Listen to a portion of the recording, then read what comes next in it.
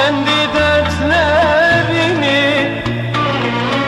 hiç bitmez sanır. Bilmezler dinleyen her gün kahrolur. Onlara teselli oluyorum ben.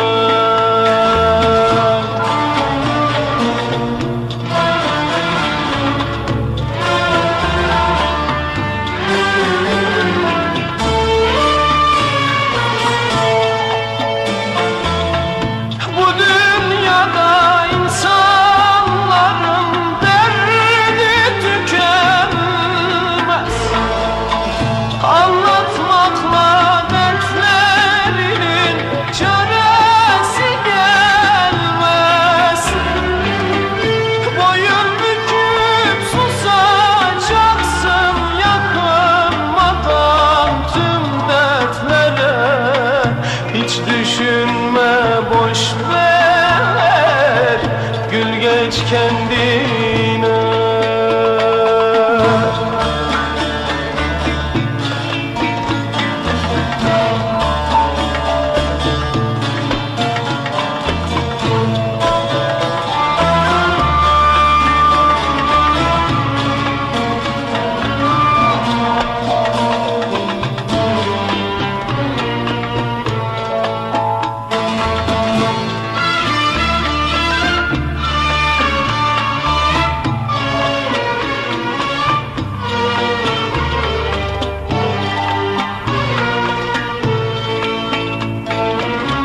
Kimi der ki seven beni terk etti,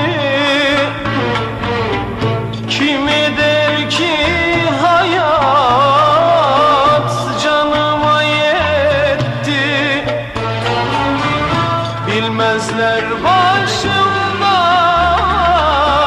çok geldi geçti.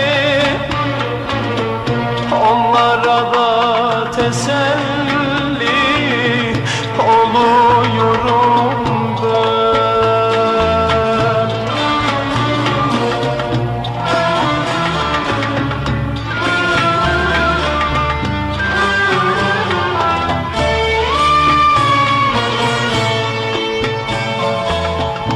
Bu dünyada insanların derdi tükenmez. Anlatmakla dertlerinin çaresi gelmez. Boyun büküp susacaksın yakınmadan tüm dertlere.